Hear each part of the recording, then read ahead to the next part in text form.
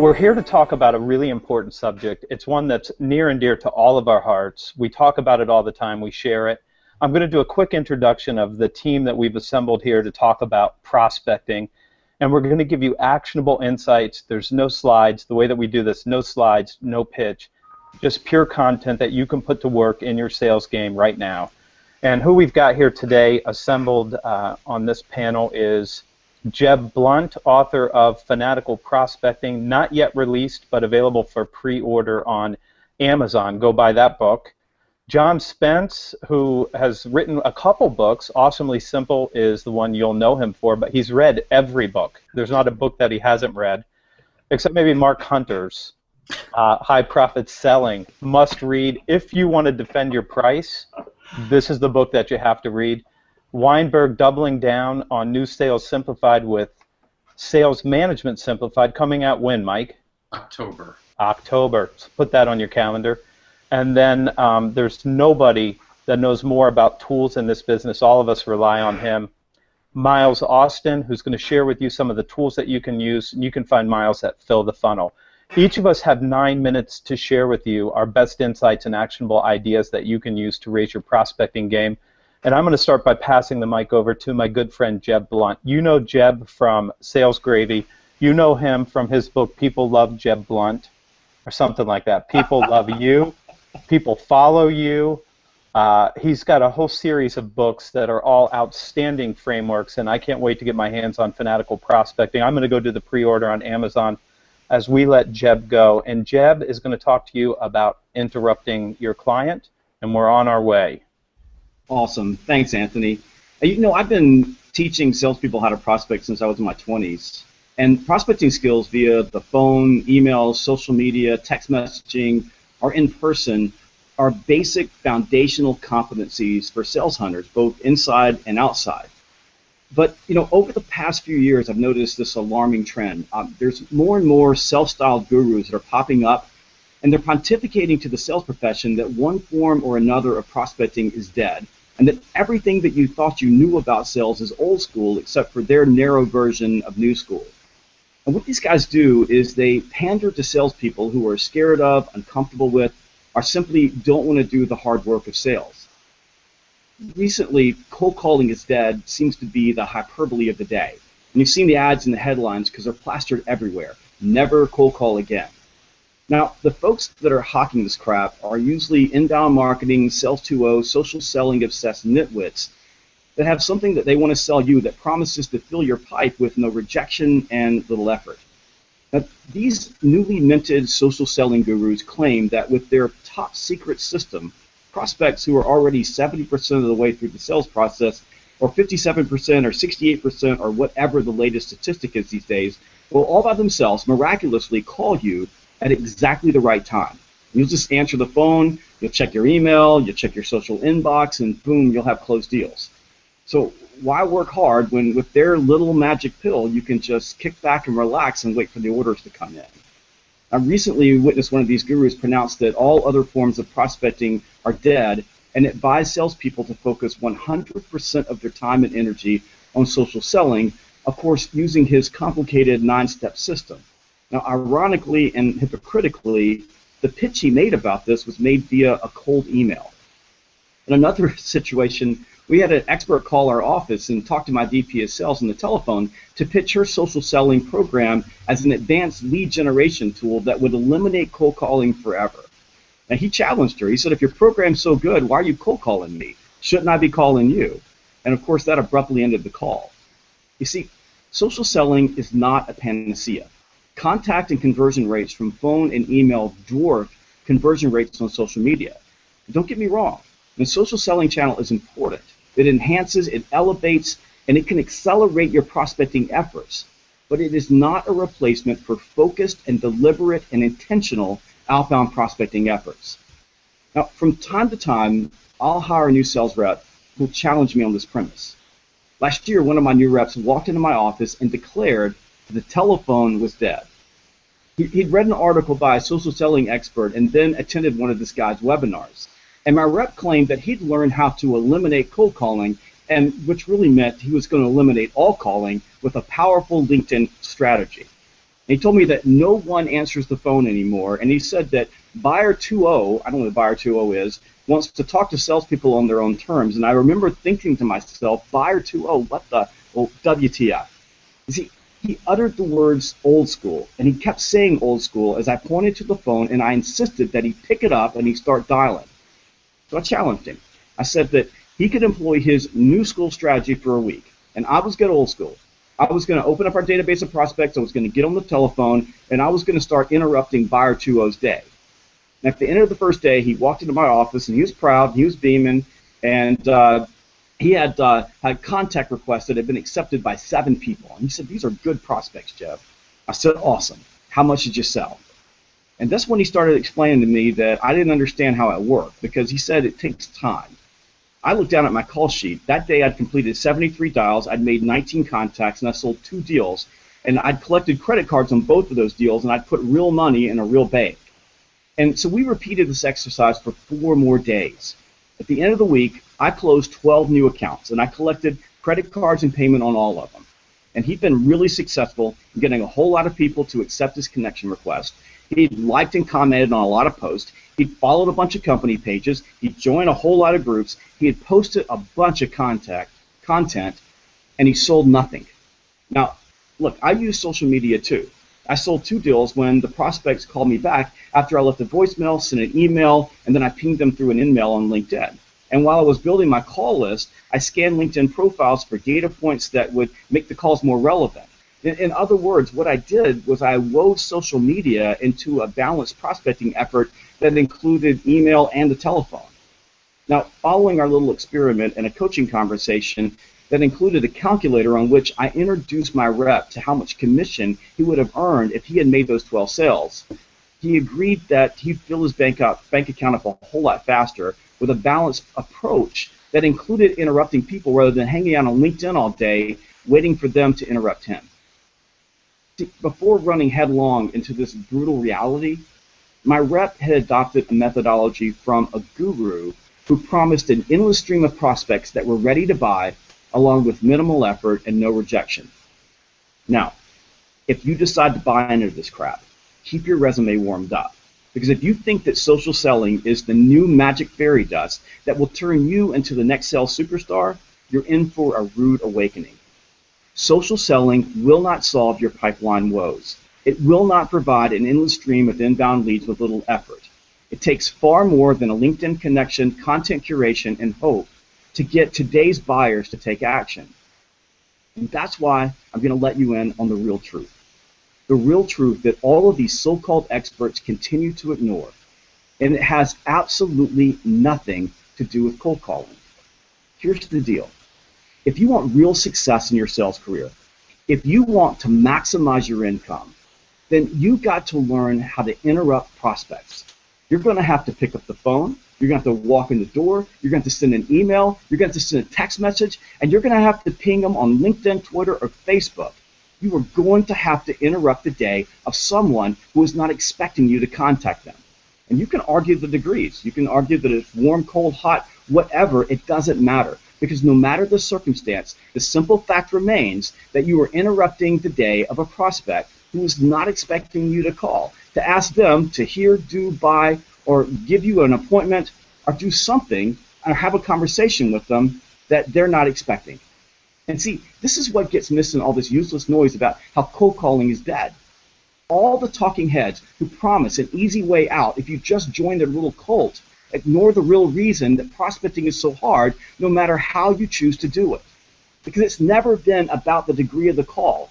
It has always been about the willingness on the part of the salesperson to interrupt. But it's difficult and it's awkward to interrupt someone's day.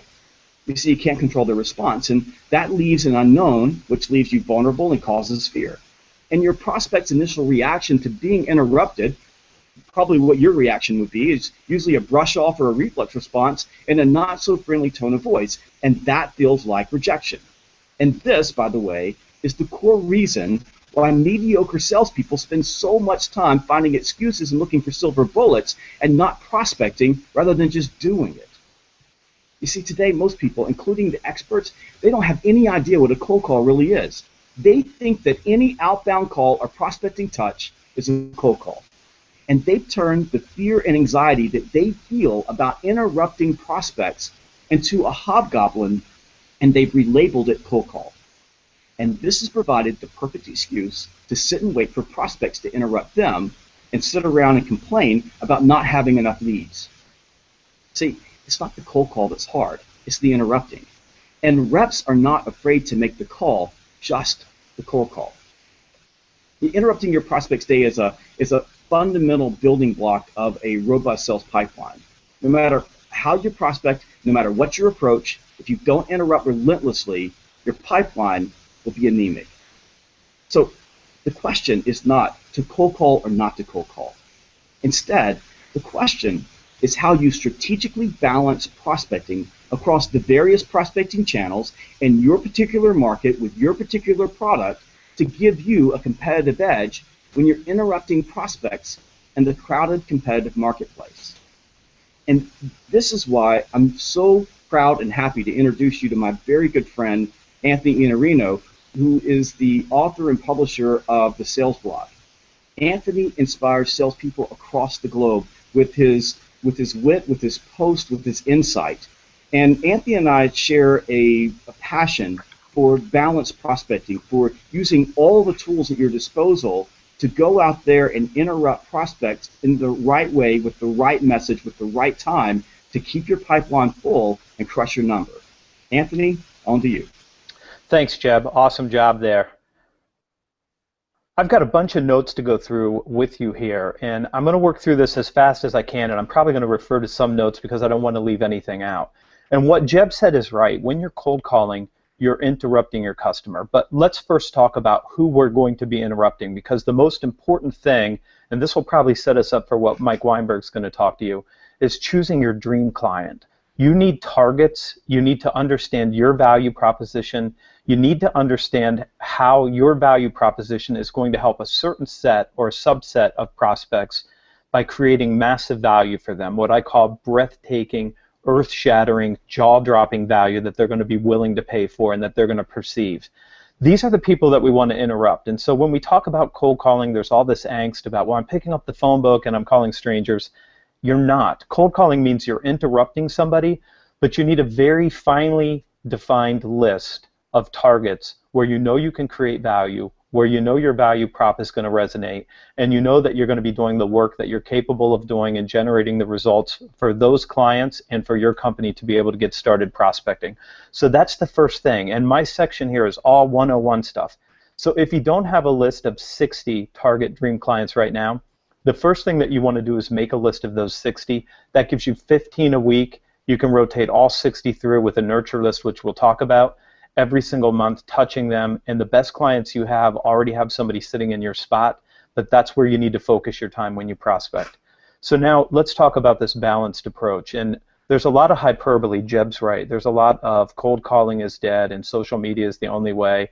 And don't ask anybody for anything because it's rude, and they will raise their hand when they're ready, and all that other nonsense. And let me tell you, there's a lot of hyperbole, so I feel like I'm allowed to be hyperbolic, and I'm allowed to use the same kind of hyperbole and say, don't worry about that. Pick up the phone and make your call. It's the best way. But I'm going to give you a couple other ways, and I want you to think about a balanced approach like Jeb talked about. The very best way to get new clients is referrals. And in my experience, the people who don't ask for referrals are the same people who are afraid of asking for an interruption and asking for time on a cold call. But if you want the very best and warmest introduction you can ever have, you go to your existing clients and you ask for referrals. That should be the first piece of your plan. If you haven't gone out to all of your customers and asked for introductions, you're already missing a great source of referrals, and John Spence will talk more about that in his section. If you haven't asked your vendors for referrals, if you haven't asked to introduce your vendor to some of your clients and ask them to introduce you to theirs, you're missing another set of prospects, probably dream clients, and people that you could get a very warm introduction to before you ever get to cold calling. But if you fear asking for that, or you're not being proactive in inviting your vendor to come with you and meet one of your clients, you're missing another powerful tool in your prospecting toolkit. Now that we've taken care of those two, some people are already wringing their hands and have angst about even asking for that. You have to get to cold calling. There's no faster, more certain way to produce the results you need than picking up the phone, calling your dream client, and asking them for the appointment that you need. It has to be a key component in your overall balanced strategy. And I think when you put that down below social, what you're doing is you're saying, I would rather wait than take action. I would rather be passive than be assertive. I would rather wait for someone to tell me it's okay than to go and believe in yourself that you can create that value and open that relationship by saying, I'm here to create value for you. If you're afraid and you don't believe in your value, then cold calling is difficult. If you believe that you have the ability to create that value, cold calling is easy. You can't wait to share the value you can create with your prospects and your dream clients. Let me give you just a few other ways. If you're not going to networking events, you're missing another set of prospects that you could be calling on right now in an environment where you can walk up and get face-to-face with them and immediately start sharing the way that you create value and understanding the challenges that they have. If you're not attending conferences and trade shows with a list ahead of time that you're calling and you're scheduling breakfast, lunch, dinner, coffee, you might have to have 5 coffees a day if you're doing this right, then you're missing another opportunity to add this to your arsenal of where am I going to get enough opportunities. And listen, when I look at sales organizations and when any of the other guys here on this call are dealing with clients, the biggest thing we see, the biggest challenge is they have an opportunity acquisition problem. Every one of these levers will help you find those opportunities.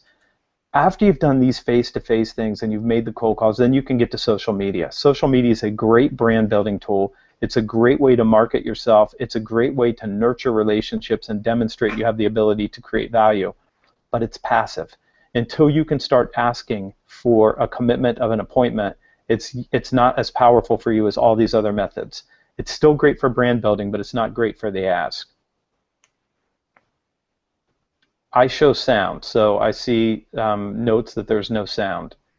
We are broadcasting live. I've got sound. Maybe I'll ask people to pipe up and tell us. I haven't seen anybody say they've lost sound, but I'll pause for just 1 second and see what we have coming into the room.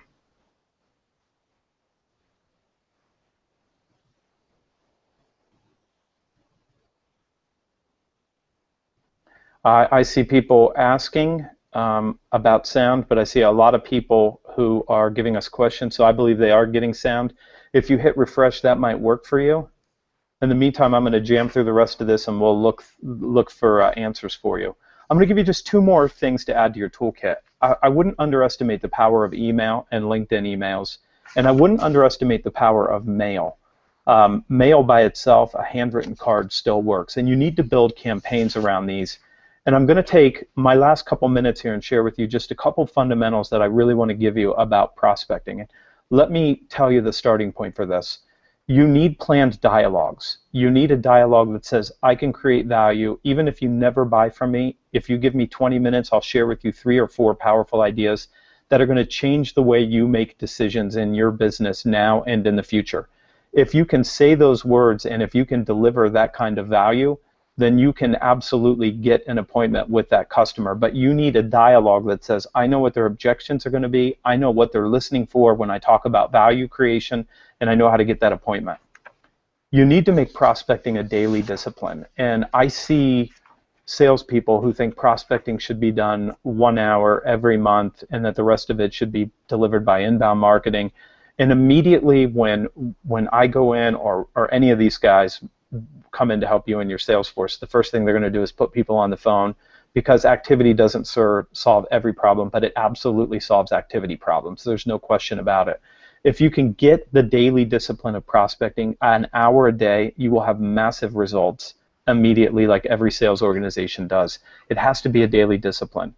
I recommend you put it first. Do it the first thing every day. Get it done. The rest of your day you can take care of clients and prospects in your pipeline. It needs to be something you do with great consistency. You also need to vary your approach. Make your cold calls, follow up on LinkedIn, send the email, get face-to-face. If your dream client's not responding to one method, choose a different method. Keep varying your approach until you get in. And then a big one for me is I see salespeople refusing to make a call until they've done the research. Separate your research and your prospecting. Do your research, and then once you've done enough research that you know your value prop, you understand who the client is and what kind of challenges they might have, just pick up the phone and start dialing. it's important that you separate these, because if you have to stop and do the research before you make every call, you're never going to get it done. 2 more quick tips for you. 1, eliminate all distractions. Shut the door, put your phone on mute so you can only make outbound calls. Turn off every single distraction that you have. Your web browser, Salesforce.com, everything, turn it off. Just make your calls. If you get that discipline, you'll produce results faster. And then finally, my last piece of advice for you, make your plan your own. I'll just tell you one quick story before I hand off to Mike Weinberg, and that's this. I have a rep in one company that I'm a partner in. She can make the appointments that she needs by making 4 or 6 calls. She can book almost everything on the first call, and other people see that and think, well, that's probably the right way for me to do it. And it's not. You might need to make 80 calls, or maybe you need to make 20 calls, or maybe you need to do something different, but your plan has to be your own. And that is my Sales 101, Prospecting 101 pitch for you. Now, I'm going to turn the microphone and the display over to Mike Weinberg. If you give me just 1 second, Mike. We'll be back here to turn you back up. And Mike Weinberg is live. Mike Weinberg is a good friend, probably most known for his deliberate and unstoppable pursuit of making people pick up the phone and prospect. He turned sales organizations around. I was fortunate enough to get to write the foreword for his book, New Sales Simplified, and if you're here and if you want to learn more about prospecting, there's probably not a better book for you to pick up. It'll be a nice bookend to Jeb's book. I think you guys are aligned on that, and I think that there's a big love affair going on between you two guys, but I'll let you deal with that by yourself. Without further ado, Mike Weinberg. Thank you, Anthony. And yeah, we got a love affair going. And for those of you that were amused how we kicked this off and we were all chuckling, yeah, we were giving each other crap and busting chops as we got into this. But part of the amusement and part of the smile we have for today, honestly, is that thousands of people are watching a webinar that's not about social selling. It's about prospecting. And we are taking some joy in the fact that prospecting isn't dead. And if you guys think back a couple weeks ago, I wrote a blog post for OpenView, and it was celebrating the data that was released by Sirius Decisions, where they had done some exhaustive research and produced a report that debunked that silly social selling myth that the inbound marketing folks and the social selling folks continue to propagate. And you guys know that myth because those folks quote it all the time. It says that the buyer, and you can pick your percent, 57%, 60%, 2/3, 3/4, the buyer is that far down the path, right, in their sales process before they're willing to engage with a salesperson. Well, I know there's a lot of folks that I personally know on this session that know that's not true because they're prospectors, and part of the reason they're so successful as sales hunters is because they proactively pursue prospects. They're not sitting on their butts. They're not waiting for a lead. They're not drinking social selling Kool-Aid. So we're celebrating the fact that you can see the tide turning. For the sake of sales health and for companies and individual performance, the tide is shifting. As Jeb so beautifully pointed out, I don't need to beat it to death. The tide's gone out on social selling, and a lot of folks are standing there not wearing any clothes because the magic bullet didn't turn out to be so magic after all, and prospecting is still very important. In fact, the piece of prospecting I think is most important, as Anthony set up so well, is the telephone. So I'm going to dedicate the time I've got with you guys this morning to just being uber practical. I'm going to give you 6 tips to be more effective with telephone prospecting and how to make the phone your friend again. Okay, tip number 1, and Anthony set this up beautifully for me, dedicated time blocks. Almost every day I'm telling somebody that no one defaults to prospecting mode. I want you to think about that. No one defaults to prospecting. There's always something easier, something more attractive, and certainly something more urgent to do. Prospecting never calls you, you have to call it. And I don't see salespeople succeeding doing this onesie-twosie when they find a minute. You got to carve out that selfish time on your calendar. Way back in the 90s when I became a top salesperson, I would close my door and I would put a sign on the outside of the door that said, on the cell phone, S-E-L-L, cell phone. And I will tell you that part of the reason that I had so much success selling for a variety of different companies and different industries is because I was willing to block out time and make more calls. And when you make more calls, you get better at the call. And when you get better at the call and you make more calls, you get more appointments. And from there, that's how you fill a pipeline. So dedicated time blocks, that's key number one. Key number two, your mindset. What you believe about prospecting, about the call, about yourself and your role, and especially how you view the prospect is absolutely critical to how you come across. I worked with an insurance agency a couple years back, and they really wanted me to dive in and understand why they had these two top producers that were so much more successful than everybody else on their team. And yeah, those top two guys, they had an incredible work ethic and resolve, and they were money driven, and they worked crazy hours, and I could have predicted that. The other piece that I discovered from this study I wouldn't have necessarily predicted, and what set these two guys apart in their prospecting and made them 3 times more effective than everybody else was how they viewed themselves and how they viewed the prospect. The top 2 guys self-described as consultants and experts and problem solvers. They went into prospecting. They went into that conversation with the prospect believing they were the expert, and even more important, they viewed the prospect as someone who was stuck and probably could use their help. So I just want you to think about that for a minute. Do you think maybe, just maybe, right, as they went into that phone call seeing themselves as a consultant and an expert and viewing the prospect as stuck and in need of their help, you think maybe that affected how they came across, the words they chose, their voice tone? You bet it did. In fact, that'll lead me to my next point. Let's talk about voice tone and approach. That's tip number 3. I'm going to give you 2 real specific pieces of advice here, especially if you're newer to prospecting or if you're young. Very often when I see folks that are unfamiliar with picking up the phone and interrupting people, they tend to come off almost sounding subservient. They try to come across overly polished, uber professional, and I will tell you that doesn't help you. The people that are most successful at prospecting are the ones that are calm, casual, executive sounding, like they're talking peer-to-peer. If you bow down and come across as if you're overwhelmed and intimidated by the person you're calling, very hard to come across as a value creator, particularly if you're calling people in the Northeast where I'm from. They'll just chew you up and spit you out. So we don't want to come across bowing down. Peer-to-peer, casual, confident, comfortable. And then the other tip on voice tone is the sales voice. And you guys know exactly what I'm talking about. We've got all kinds of people that are normal in a day-to-day conversation when dialoguing with their friends around the office, but the moment you put them in a sales situation, they turn into sales dork. Hey, how are you today? And they've got that cheesy, backslapping voice. Don't do that. The last thing we want to sound like on the telephone is a cheesy salesperson that automatically has the prospect putting up their defenses and their guard. Okay, tip number 4, very important. You've got to be laser focused on your objective for the call. As Jeb so clearly said, you are going to be an interruption. You are going to face resistance. No one is sitting around hoping a salesperson calls them at this minute and interrupts them. So if you get someone live on the phone, and we'll talk about voicemail in just a minute, be laser focused on your objective. And in my opinion, there's only one appropriate primary objective for a prospecting call, and that is to secure that discovery meeting, that scheduled sales conversation, whether that's going to take place by phone or webinar or face-to-face, depending on your job and what you sell.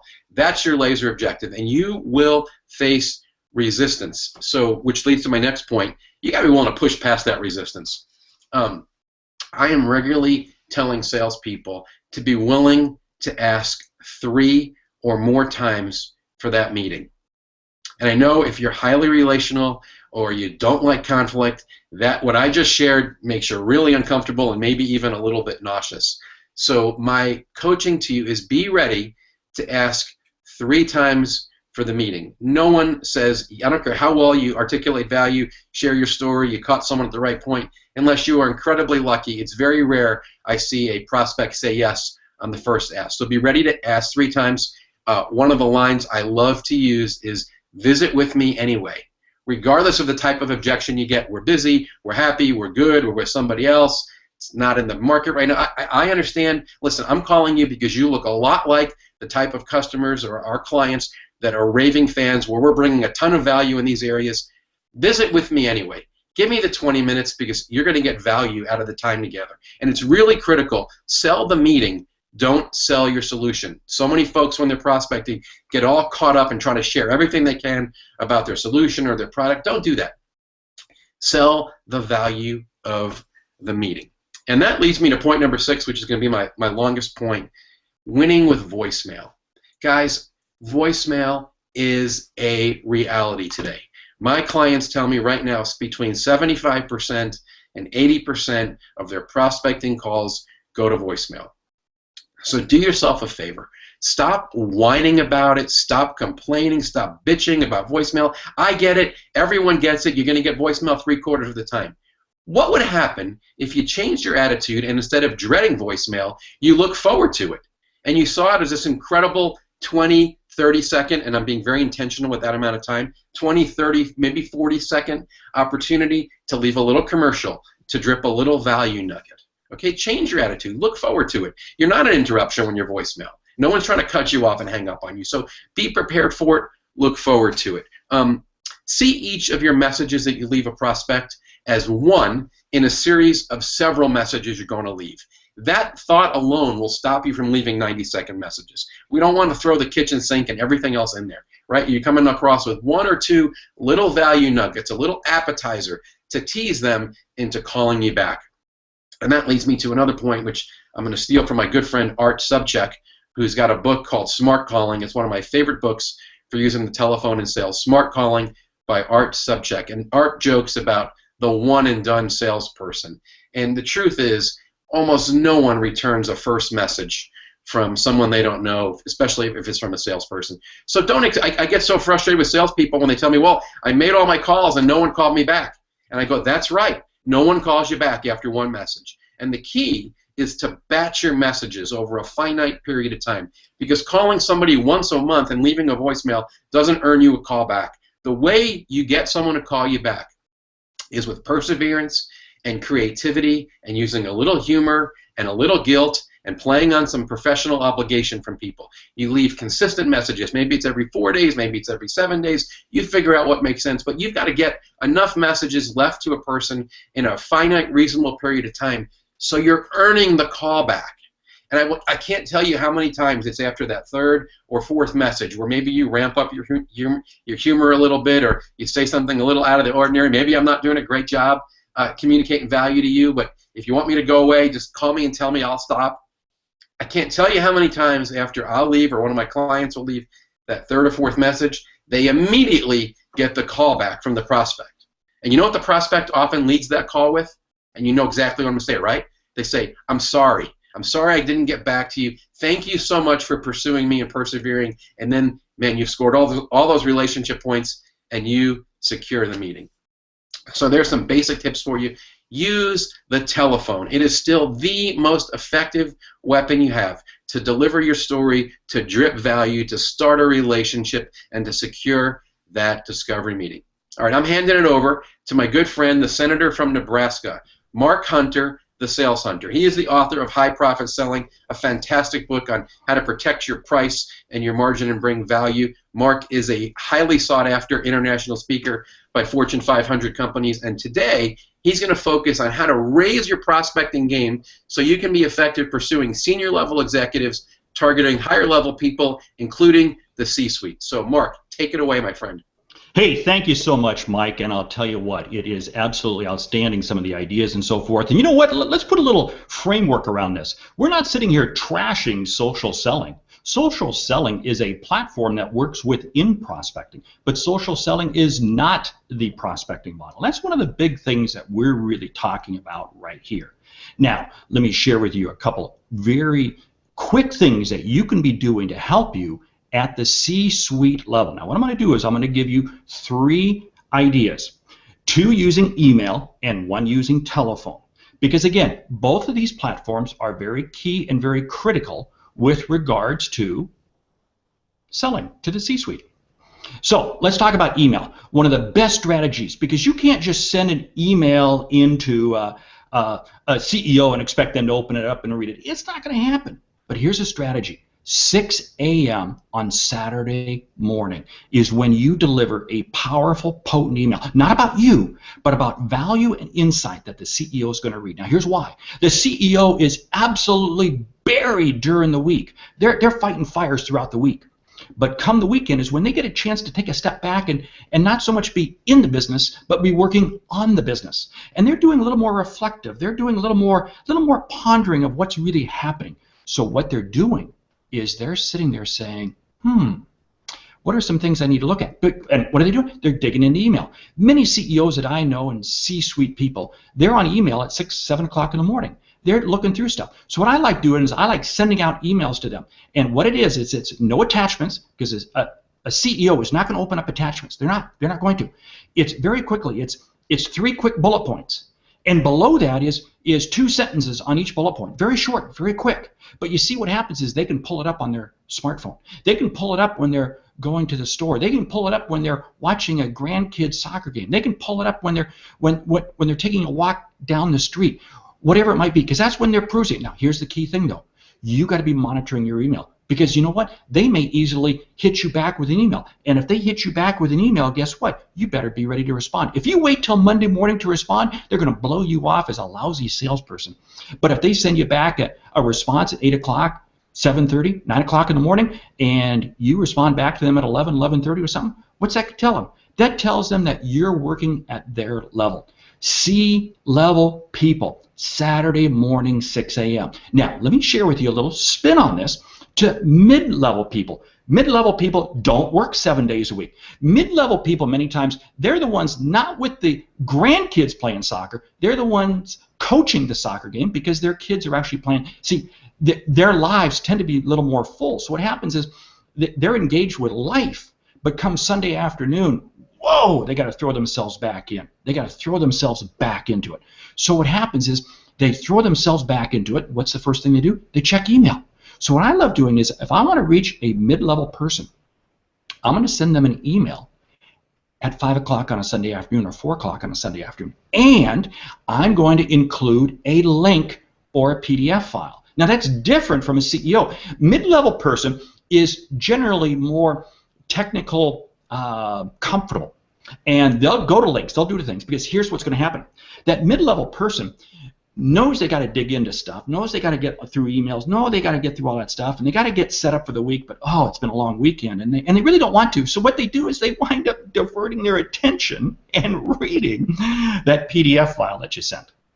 Or they wind up going to that link.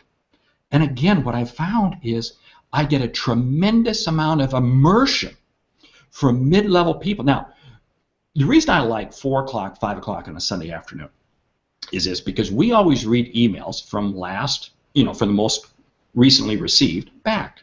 So what I want to do is I don't want to send it to them on a Saturday morning, because what will happen is it'll be buried by the time they get it, by the time they read it, Sunday.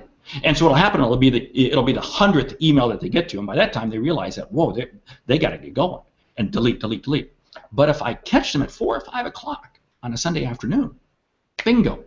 Chances are they're going to take a look at it. They're going to read it. Now, these are great strategies. Now, do not use either of these strategies to replace what you're doing during the week. Mike did a great job of talking about the intensity and the frequency of voicemail, and we've been talking about this. Keep that up. You want to keep that. This is in addition to, but here's the whole key thing. If you're going to get into a weekend strategy, and I believe that the high performers out there, you know who you are, you're doing it. And oh, by the way, if you want to be a high performer, you're going to do it. Because I'll tell you what, there's a completely different level of prospect that you can be reaching on the weekend. Now, here's what I found. This is what is very interesting, how it ties back into social media. You know what I find very interesting? It's not uncommon for me to send out emails to CEOs, C-suite people on a Saturday morning, and guess what?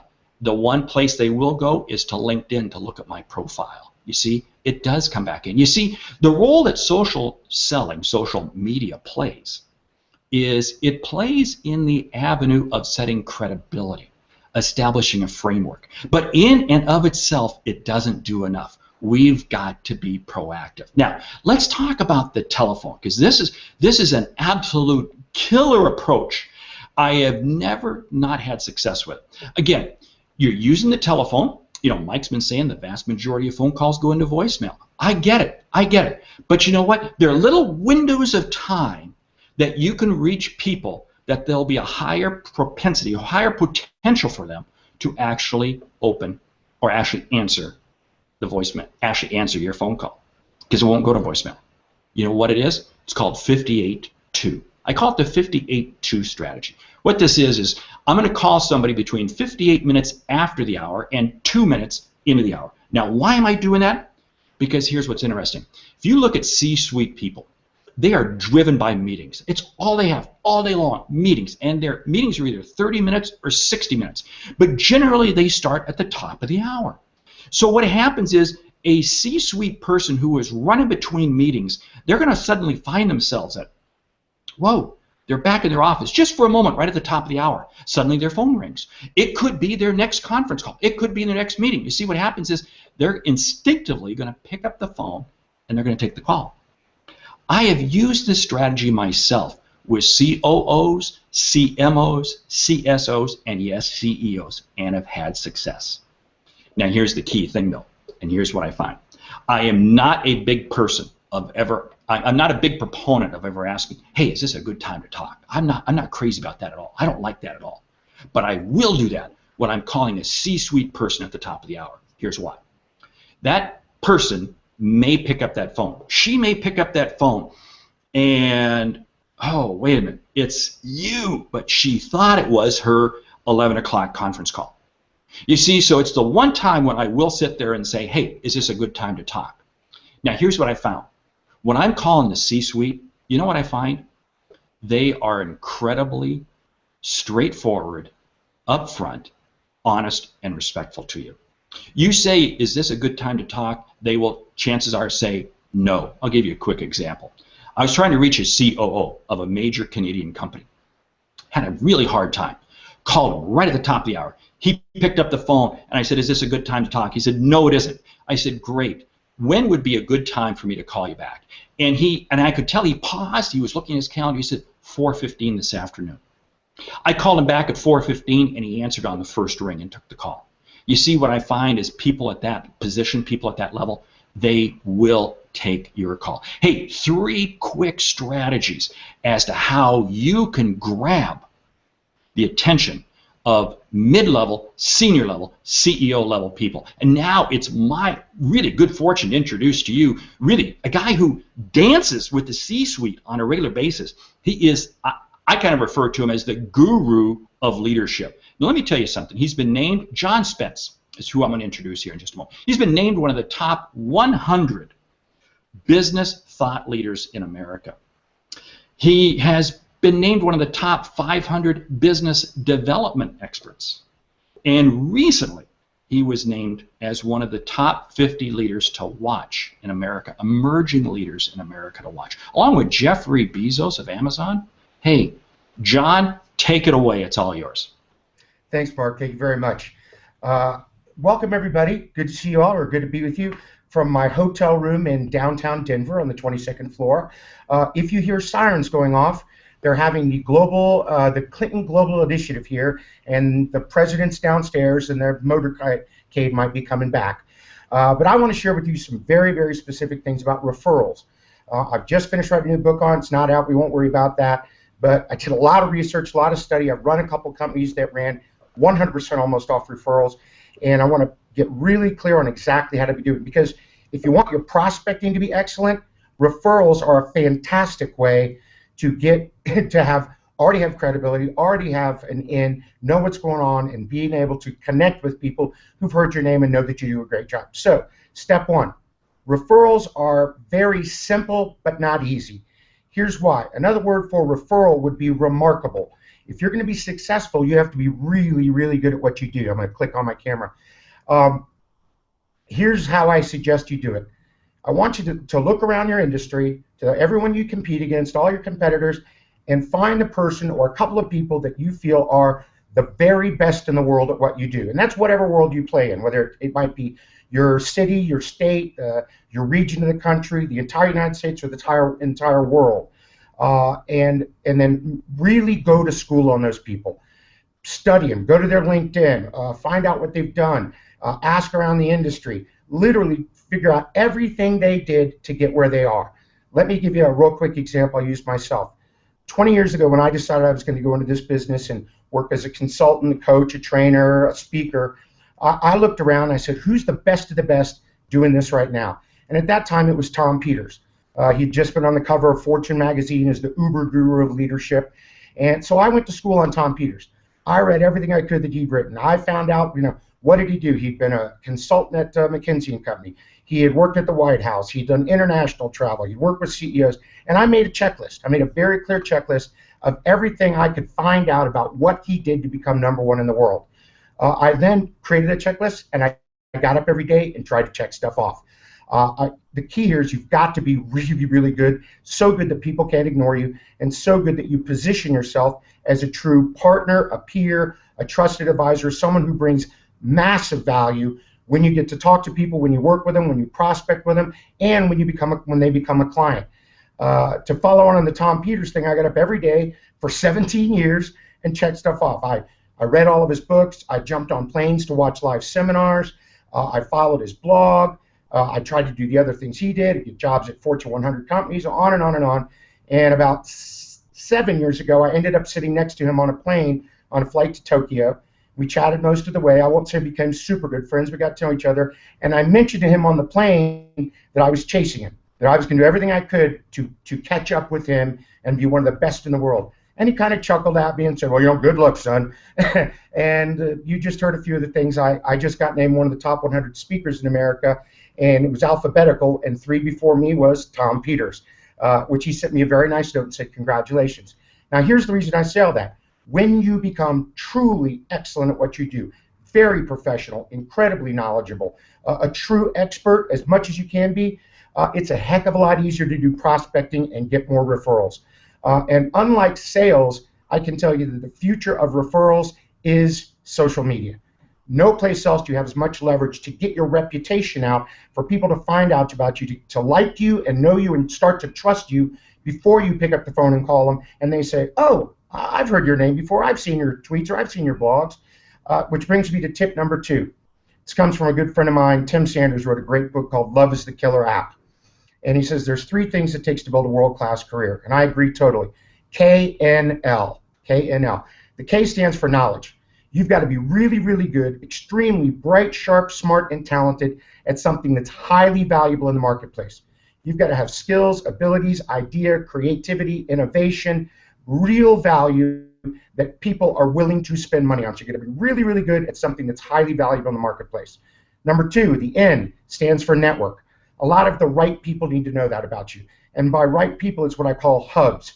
People that by the nature of what they do or who they are, if they are really, really impressed with you, they love what you do, they know you're really good, they don't tell a few people, they tell a few hundred or a few thousand. Another quick example, when I wrote one of my last books, it was okay. It won a few, awesomely simple, won a few awards. It was doing okay, but I was number 1131 on the Amazon.com bestsellers list. Not exactly impressive there. But then Guy Kawasaki, the former marketing director from Apple, was kind enough to tweet it. He read the book and he said, hey, I like the book. I highly recommend it. Get this book.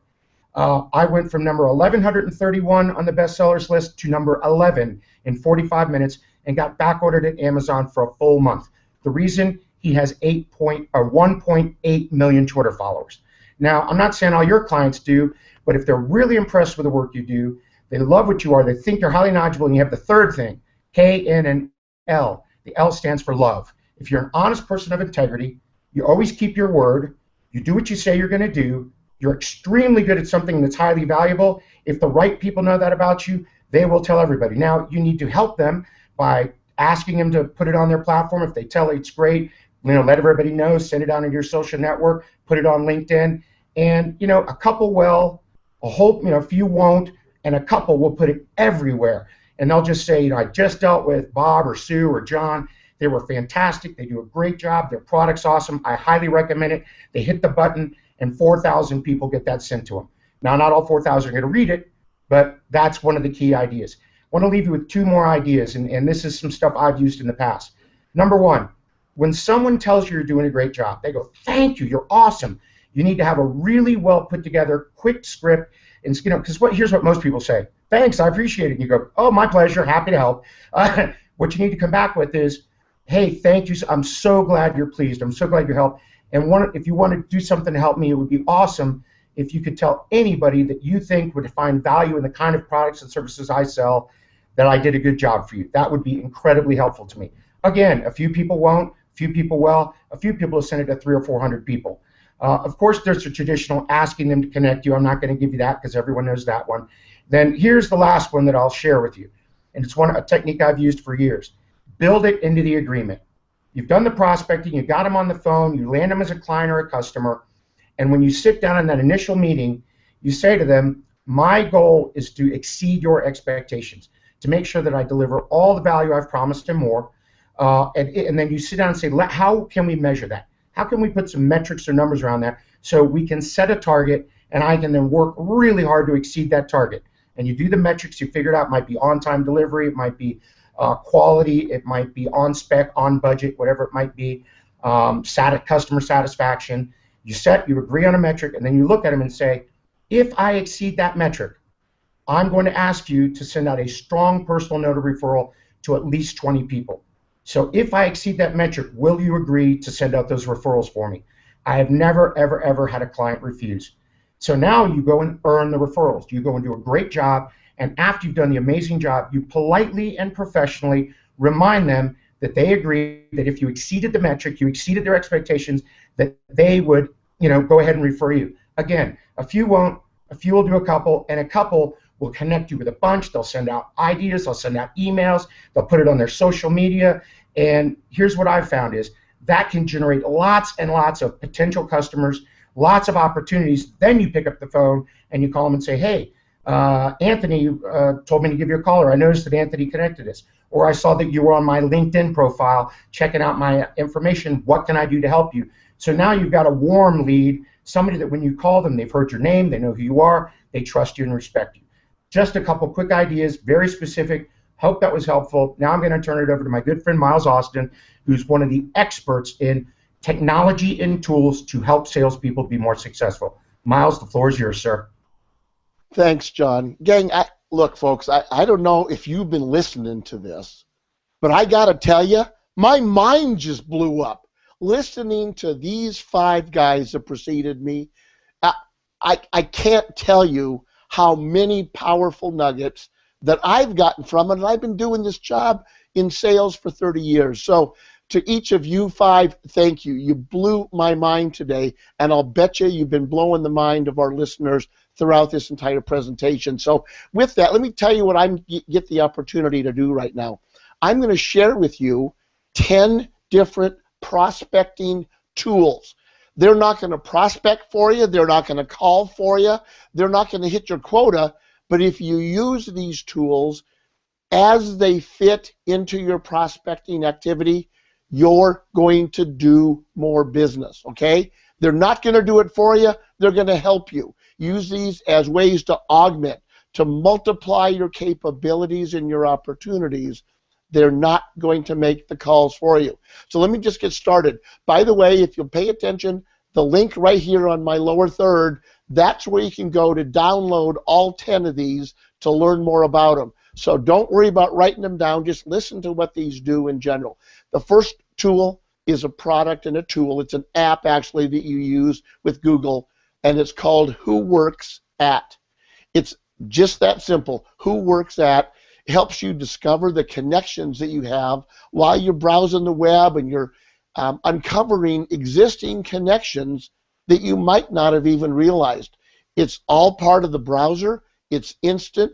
You're on a page. You click the button. It tells you, I've got 12 connections at this company or at people that work or are connected to this website. Very powerful. What I like about it, it's very quick.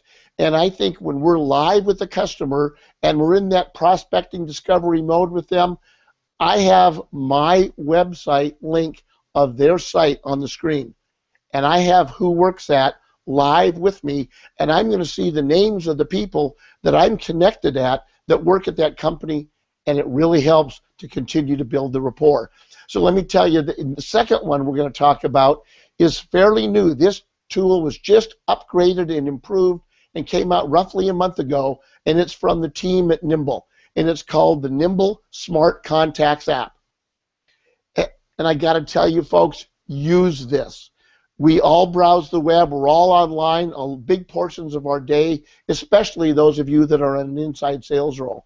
And what the Nimble Smart Contacts app does, it connects into Gmail, it connects into your browser with Chrome, etc., and it shows you the insight for any person or any company that you're engaged with or want to target or talk to. It gives you their company, their location, the title, and all of the social media activity that's available to you right now, live over the internet on their social media capabilities and their social media programs. Very powerful. You are going to love this. And what you're going to start to realize with all of these tools, each of them provides some really great information, but you need to understand what your prospecting process is that Anthony and Jeb and Mike and Mark and John all talked about, and use these tools to integrate into that process, to support the process. Don't change it, just use it to enhance it. The next product that's been around for a little while, you might have heard of this one. It's from a company called Salesloft, and it's called Salesloft Prospector. I believe when I was out selling day to day, the first thing I always had to do was put that list together of who my prospects are that I want to work with that day or that week or that month or that quarter. Salesloft Prospector is the simplest list building tool on the planet. It will help you automate your list building via the power of the social networks. You're online, you simply see a name, you click, it adds it to your list. You can be in LinkedIn, you can be on websites, it doesn't matter. Salesloft Prospector, you got to check it out. It's extremely powerful, and it's part of a whole suite. One of the things I enjoy about Salesloft as an organization, everything they do is focused on prospecting. They're not a CRM, they don't do other things. They are a prospecting-focused gold mine. Jump on it, check it out, follow the link below, and you'll get the links to take you directly in. Here's another one that I think maybe a lot of you haven't been able to find in the past, relatively new. It's a tool called Authority Spy. It's a web tool. It's web-based. And the premise of this is, and I found this to be true, especially as you move higher up the ranks in the level and the title of the people you're trying to contact, as Mark talked about, getting to those senior executives. And what Authority Spy does, you put in a company name or a term or a keyword, and it goes out and it searches the web and it finds the most influential connectors and influencers to that person, to that company, or in that category. So I think we'd all agree that the ability to have influence and to find those key influencers in that opportunity, or who are the key influencers for the prospects that you're trying to work with, can have a huge acceleration potential in your prospecting activities. If you're connected, if you know, and as John just talked about, if you can get their key influencers to be recommending and referencing you in and endorse you to say, look, Betty, you've got to take the call from Miles. I know him. I trust him. He's got something that will be of big interest for you. Very, very powerful. Another product that is just killing it right now is a product called Kite Desk. And Sean and the team at Kite Desk are all over this solution. It helps you understand, identify, and build a process of communication, identification, and taking action for the most important people that you have on your targeted list. Obviously, I can't do these tools justice to go into depth, but I'm giving you the tool. Go click on the link, grab all 10 of these, and I think you're going to be blown away. One of the tools I've been now using for several years it probably saves me a half an hour or more every single day, is that capability of setting that appointment for a follow-up or a face-to-face meeting or the next step in your prospecting. I use this tool called Time Trade. And what it does, it simply eliminates the wasted time that we all spend trying to set that appointment, because you've got these 3 dates open and these 3 times, and John has these 2, but you're not in sync. Forget all that. Use Time Trade, implement it, and you can set a mutually agreeable meeting time on the phone or even over an email link very quickly. You benefit, your prospect benefits, because they're not going back and forth with you as well, and they'll love it. We talked earlier, one of the speakers talked about the power of email in your prospecting activity. This tool called Yesware is very powerful if you're using email in your prospecting. What does it do? Primarily, the key function that I love about Yesware is it gives me an instant notification if my prospect opened my email and if they've read it. So no longer am I sending an email and wondering, did they get it? Did they see it? Have they opened it? And now, if I get that notification that my CEO that I'm trying to get to, I know has opened it and I know has read that email, I now can move to a completely different level of communication and conversation when we next connect. Yesware, very powerful. Here's one that I tell you, if you're outbound selling specifically, but even the inbound teams, is an app called Charlie. Charlie sounds cute, nice name. It provides you an instant profile of whoever you're meeting with next in your schedule. It literally goes out, it notices and syncs with your calendar, and it tells you, here's what we need to do, here's who they are. So follow along, I think you'll pursue it. Any reach, simply use the tool to find any email address for anyone on that domain. So that's it for me. I want to thank you for taking the time. Gang, the rest of the speakers, powerful stuff. I hope you've enjoyed it. Anthony, if you've got any last words to wrap this thing up, thanks for taking the time today, gang. Thank you, Miles. I want to say thank you first to all of our guests for joining us here, and I want to say thank you especially to all my peers on our All-Star panel here. Jeb Blount talked about interrupting. It was absolutely brilliant. Then we had me just talking about fundamentals and handing off to Mike Weinberg, who gave you 6 huge nuggets to take away. Handing off to Mark Hunter, the sales hunter, who talked to you about how to get to the C-suite. So important and so useful, even though you're going to be working weekends. That's good for you. John Spence talking about referrals, and this is a man who can talk about referrals because I know his business, and his business is a referral-based business. There's no question that's how he stays working as the second busiest man on this panel, only after Jeb Blount, who spends 349 nights in hotels, and why he's still married. And Miles Austin, if you want to learn how to use the tools and if you want to know what's relevant for your sales game, there is no one better. All of us turn to him.